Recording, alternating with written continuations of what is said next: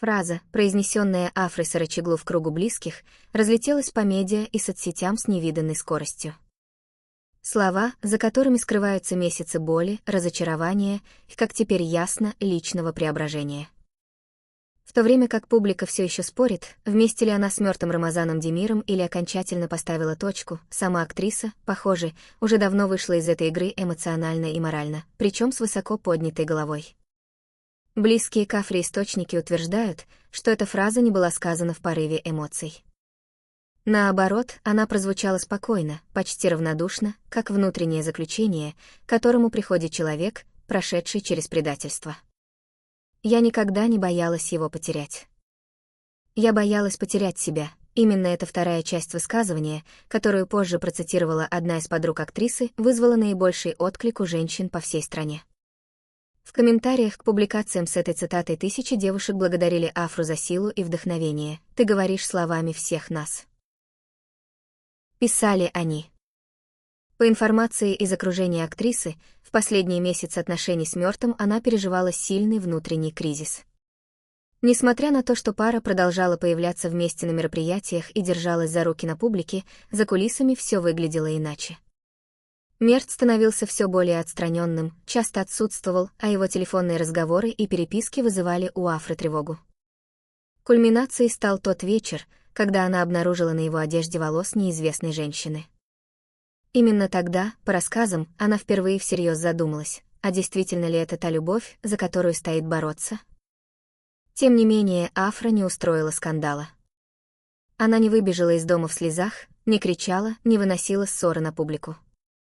Вместо этого она замкнулась в себе и начала строить новую версию себя, более зрелую, осознанную, независимую. Она занялась спортом, вернулась к практике медитации, сменила круг общения и даже стиль одежды. На последних фото, размещенных в ее Инстаграм, она выглядит сдержанно, но уверенно.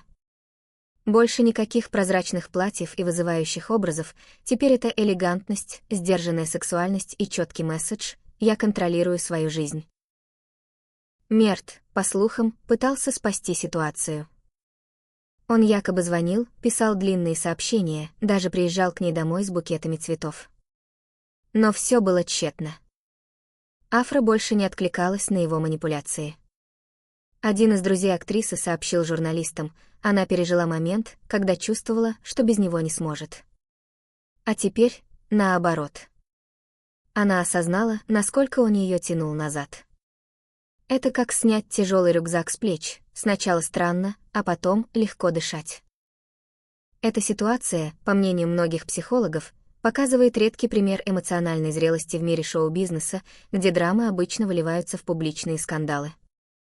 Афра же выбрала другой путь. И именно поэтому ее образ стал символом женской силы и самоуважения. Тем временем фанаты гадают, будет ли у этой истории продолжение. Некоторые уверены, что Мерт еще попытается вернуть ее. Другие считают, что актриса уже слишком далеко ушла вперед. А третье, что все происходящее между ними было частью пиар-компании. Но, как ни крути, слова Афры Сарачеглу. «Я никогда не боялась его потерять», уже стали частью культурного ландшафта. Их цитируют, анализируют, печатают на футболках и используют как тост на женских вечеринках. По информации, поступающей от съемочной команды нового проекта актрисы, Афра с головой ушла в работу. Она отказывается давать интервью на тему личной жизни, просит уважать ее тишину и говорит, что сейчас для нее важнее всего — играть роли, в которых она может проявить себя как актриса, а не героиня таблоидов. Однако, по слухам, в ее окружении появился новый человек, продюсер из Европы, с которым ее неоднократно видели на ужинах. Пока они оба отрицают роман, но, как показывает история с Мёртом, Афра умеет держать свою личную жизнь в секрете, пока сама не решит иначе. И кто знает, возможно, именно сейчас начинается новая глава ее жизни. Без страха. Без лжи. Без Мерта.